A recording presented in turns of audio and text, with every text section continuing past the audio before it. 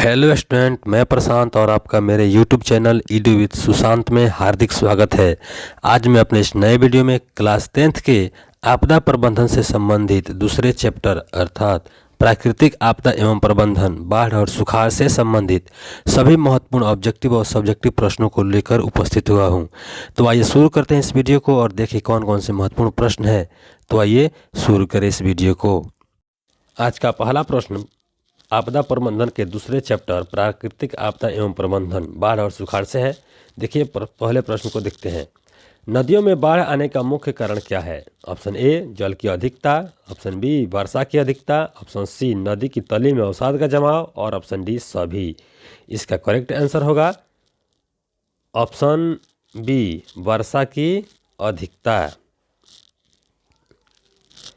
बढ़ते हैं दूसरे प्रश्न की ओर। दूसरा प्रश्न है बिहार का कौन सा क्षेत्र बाढ़ग्रस्त क्षेत्र है? यह प्रश्न इंपॉर्टेंट है, इसलिए इसको ध्यान में रखेंगे। ऑप्शन ए पूर्वी बिहार, ऑप्शन बी दक्षिण बिहार, ऑप्शन सी पश्चिम बिहार और ऑप्शन डी उत्तरी बिहार। इसका करेक्ट आंसर होगा ऑप्शन डी उत्तरी बिहार जो है बाढ़ग्रस्त क्षेत्र है। तीसरे प्रश्न की ओर बढ़ते हैं। तीसरा प्रश्न है निम्न में किस नदी को बिहार का शोक कहा जाता है? Option A Ganga, option B Gandak, option C Kosi और ऑप्शन डी पुनपुन। इसका करेक्ट आंसर होगा ऑप्शन सी कोसी। बढ़ते हैं चौथे प्रश्न की। चौथा प्रश्न है बाढ़ क्या है? ऑप्शन ए प्राकृतिक आपदा, ऑप्शन बी मानवजनित आपदा, ऑप्शन सी सामान्य आपदा और ऑप्शन डी इनमें से कोई नहीं। इसका करेक्ट आंसर होगा ऑप्शन ए प्राकृतिक आपदा।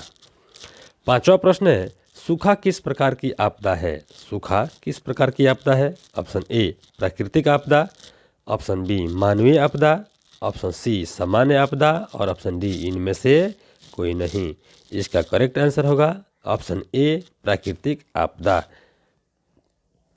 छठा प्रश्न है सूखे की स्थिति किस प्रकार आती है? ऑप्शन देखते हैं। ऑप्शन ए अचानक, ऑप्शन बी पूर्व सूचना देकर, ऑप्शन सी धीरे धीरे और ऑप्शन डी इनमें से कोई नहीं। इसका करेक्ट आंसर होगा ऑप्शन सी धीरे धीरे। सातवां प्रश्न है सूखे के लिए जिम्मेदार कारक है? सूखे के लिए जिम्मेवार कारक है ऑप्शन ए वर्षा की कमी, ऑप्शन बी भूकंप, ऑप्शन सी बाढ़ और ऑप्शन डी ज्वालामुखी क्रिया। इसका करेक्ट आंसर होगा ऑप्शन ए वर्षा की कमी जो है सूखे के लिए जिम्मेवार कारक है। आठवां प्रश्न है सूखे से बचाव का मुख्य तरीका है? ऑप्शन ए नदियों को आपस में जोड़ देना, ऑप्शन बी वर्षा जल का संग्रहण करना, ऑप्शन सी बाढ़ की स्थिति उत्पन्न करना और ऑप्शन डी इनमें से कोई नहीं। इसका करेक्ट आंसर होगा ऑप्शन बी वर्षा जल का संग्रहण करना। आइए बढ़ते हैं लघु उत्तरीय प्रश्नों की ओर। पहला प्रश्न है बाढ़ कैसे आती है? बाढ़ कैसे आती है स्पष्ट करें। चलिए देखते हैं।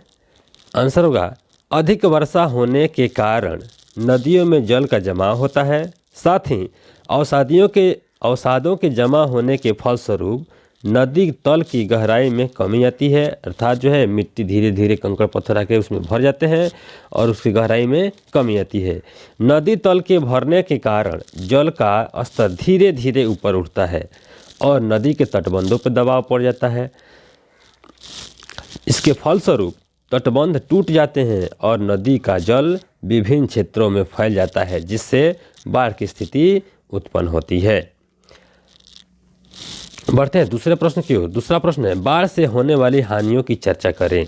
बाढ़ से होने वाली हानियों की चर्चा करें। चलिए इसकी देखते हैं इसका आंसर। बाढ़ आने से चारों तरफ हानि की ही वातावरण होती है। जब बाढ़ आते हैं तो चारों तरफ हानि ही हानि होती है, जैसे अपार धन जन की हानि, फसलों की बर्बादी, महामारियों का फैलना, परिवहन व्यवस्था का ठप हो जाना तथा वनस्पति एवं जीवों के ऊपर संकट की स्थिति होना इत्यादि बाढ़ से होने वाली हानियां हैं। बढ़ते हैं आज के तीसरे प्रश्न की ओर। तीसरा प्रश्न है बाढ़ से सुरक्षा हेतु अपनाई जाने वाली सावधानियों को लिखें। आंसर देखते हैं इसका। बाढ़ से बचाव की सुरक्षा संबंधी निम्नलिखित उपाय हैं। पहला नदियों के किनारे मजबूत तटबंध बनाना, जो भी तटबंध बनाया जाए मजबूत बनाया जाए। दूसरा है बांध बनाकर नदी के पानी के बहाव को नियंत्रित करना, अर्थात बांध के माध्यम से नदी के पानी के बहाव को हम नियंत्रित करके बाढ़ से सुरक्षा पा सकते हैं। तीसरा है वृक्षारोपण करना ताकि मिट्टी बहकर नदी में न जा सके। वृक्षारोपण करना ताकि मिट्टी बहकर नदी में ना जा सके। चौथा है मकान ऊंचे स्थान पर बनाना चाहिए। पांचवा है बाढ़ प्रभावित प्रत्येक ग्राम में बहुमंजिले भवन बनाना चाहिए जहां बाढ़ से संबंधित राहत सामग्री रखी जा सके तथा लोग शरण ले सके। अर्थात जिस क्षेत्र में संभावना होती है बाढ़ की, उस क्षेत्र के पंचायतों में बहुमंजिले भवन बनाकर उसमें राहत सामग्री रखी जानी चाहिए तथा आपदा के समय लोगों को शरण लेने के लिए जगह भी होनी चाहिए ताकि लोग उसमें अपनी शरण ले सकें। चौथा प्रश्न है बाढ़ नियंत्रण के लिए उपाय बतावें। आंसर देखेंगे। बाढ़ नियंत्रण हेतु निम्न उपाय अपनाने चाहिए। पहला है नदी के तटबंधों का नियमित मरम्मत करना चाहिए। जो भी तटबंध है उनका मरम्मत प्रत्येक साल एकदम नियम के अनुसार करना चाहिए। दूसरा है नदी तट बंधुओं के ऊपर, बंधु नहीं तटबंधों होगा, इसमें धू आ गया है एक्स्ट्रा, नदी तटबंधों के ऊपर वृक्षारोपण करना चाहिए। वृक्षारोपण करने से होता क्या है, वृक्ष के जो जड़ होते हैं वो मिट्टी को बांध के रखते हैं ताकि नदी के तटबंध मजबूत रहे। तीसरा है सरकार द्वारा विभिन्न नदियों को आपस में जोड़ने का कार्य किया जाना चाहिए। सरकार द्वारा विभिन्न नदियों को आपस में जोड़ने का कार्य किया जाना चाहिए ताकि नदी का जल जो है नियंत्रित रह सके। चौथा है सुदूर संवेदन प्रणाली द्वारा प्रभावित क्षेत्रों का अध्ययन कर बाढ़ों का नियमित जांच करना चाहिए। अर्थात इंटरनेट के माध्यम से उस क्षेत्र का वेदर हमेशा जांच करते रहना चाहिए और लोगों को इसके बारे में जानकारी देते रहना चाहिए। बढ़ते हैं आज के पांचवें प्रश्न की ओर। पांचवा प्रश्न है सूखे की स्थिति को परिभाषित करें। अर्थात सूखे की स्थिति क्या है, इसको परिभाषित करें। इसका आंसर होगा किसी क्षेत्र विशेष में वर्ष भर में 50 सेंटीमीटर से कम वर्षा होने एवं भूमिगत जल स्तर के नीचे गिरने से उत्पन्न जल संकट सूखा कहलाती है। किसी क्षेत्र विशेष में वर्ष भर में 50 सेंटीमीटर से कम वर्षा होने एवं भूमिगत जल स्तर के गिरने से उत्पन्न जल संकट सूखा कहलाती है। सूखा होने के कारण पीने हेतु पानी एवं सिंचाई हेतु जल की कमी होती है। सूखे का सबसे प्रमुख कारण भूमंडलीय तापन है, तापमान में वृद्धि है। इस प्रकार हमने देखा सूखा क्या है। छठा प्रश्न है सूखे के लिए जिम्मेवार कारकों का वर्णन करें। आंसर रखते हैं सूखा एक प्राकृतिक आपदा है जो किसी क्षेत्र में धीमी गति से अपना प्रभाव दिखाती है। अर्थात सूखा धीरे धीरे एक क्रम से आती है। सूखे जैसी आपदा से मानव का जीवन संकट में पड़ जाता है। कृषि में फसलों का उत्पादन कम होने लगता है। पेयजल की समस्या उत्पन्न होने लगती है। जीव जंतु की अचानक मृत्यु होने लगती है। तापमान में वृद्धि होने लगती है। तापमान में वृद्धि होने लगता है। सूखा जैसी आपदा के उत्पन्न होने का निम्न कारण है वर्षा जल में कमी, वनस्पतियों की कटाई, तापमान में वृद्धि, जल की कमी, जल के स्तर में गिरावट, सिंचाई में जल की अधिक बर्बादी इत्यादि सूखा जैसी आपदा के उत्पन्न होने के कारण है। चलिए बढ़ते हैं सातवें प्रश्न की ओर। सातवां प्रश्न है सुखाड़ से बचाव के तरीकों का उल्लेख करें। इसका आंसर रखेंगे सुखाड़ जैसी आपदा के प्रबंधन हेतु 2 प्रकार की योजनाएं आवश्यक है। ये योजनाएं हैं पहला दीर्घकालीन और दूसरा लघुकालीन। दीर्घकालीन योजना के अंतर्गत नहर, तालाब, कुआं, पईन के विकास की जरूरत है। नहर के माध्यम से जलाशयों में जल लाया जा सकता है। कोसी कमान क्षेत्र, गंडक कमान क्षेत्र तथा चंदन क्यूल बरुआ कमान क्षेत्र सुखाड़ के समय नहर प्रबंधन के द्वारा प्राकृतिक आपदा को कम करने का प्रयास है। तालाब बनाने का मूल उद्देश्य जल संग्रहण है। कुएं से भूमिगत जल का उपयोग होता है।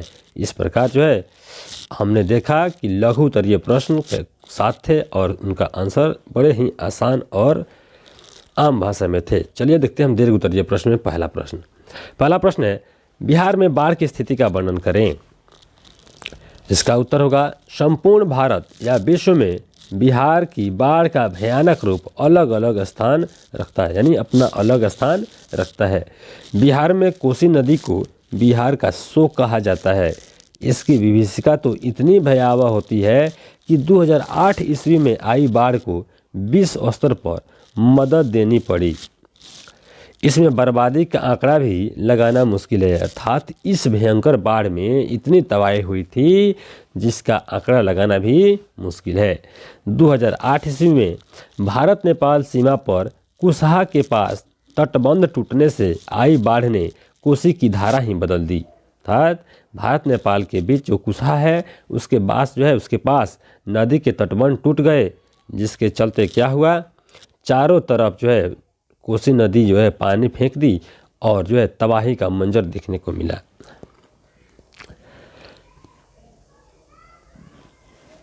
कारण स्पष्ट है कि बिहार के उत्तर में नेपाल है जो नदियों का वास स्थल है। नेपाल द्वारा छोड़े गए जल सबसे पहले बिहार में ही प्रवेश करता है, जो कोसी, कमला, गंडक इत्यादि नदियों द्वारा अपना भयावह रूप लेती है और क्या करती है, संकट उत्पन्न हो जाता है। अर्थात नदियों के जल स्तर बढ़ जाते हैं और चारों तरफ जल अपने क्षेत्र में फैल जाता है, जिससे स्थिति दयनीय हो जाती है।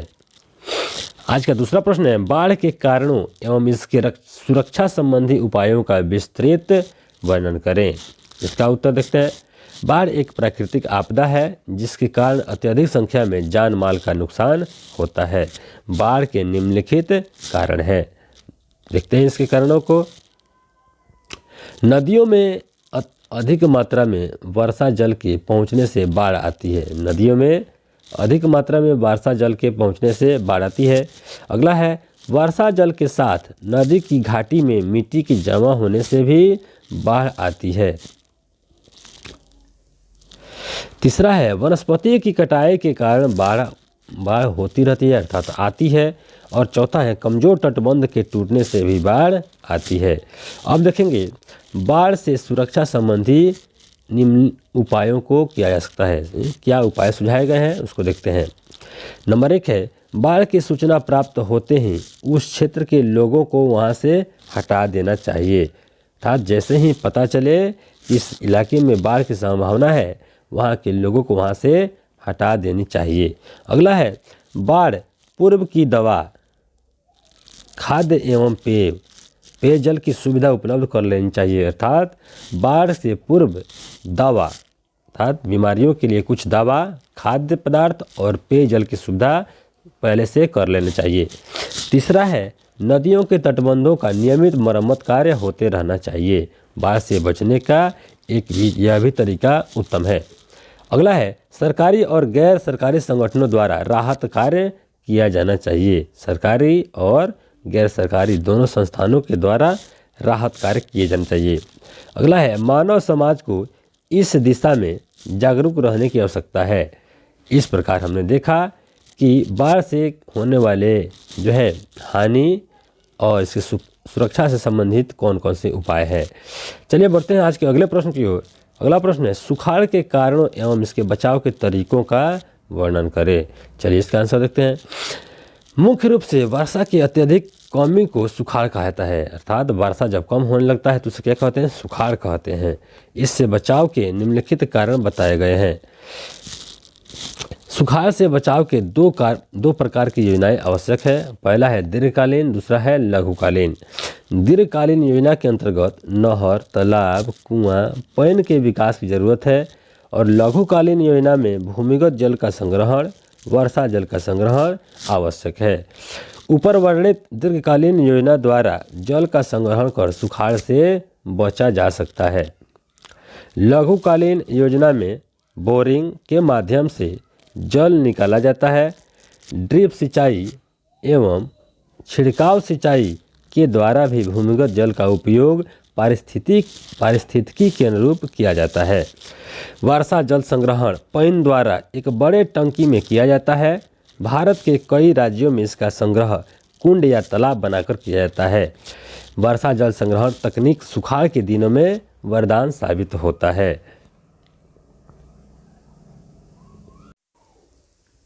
इस प्रकार हमने देखा क्लास 10th के आपदा प्रबंधन से दूसरे चैप्टर प्राकृतिक आपदा एवं प्रबंधन, बाढ़ और सुखाड़ से सभी महत्वपूर्ण ऑब्जेक्टिव, लघु उत्तरीय और दीर्घ उत्तरीय सभी प्रश्नों को देखा, समझा और जाना।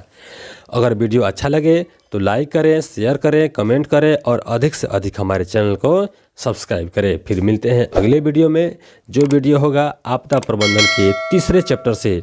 तो फिर मिलते हैं अगले वीडियो में, तब तक के लिए जय हिंद।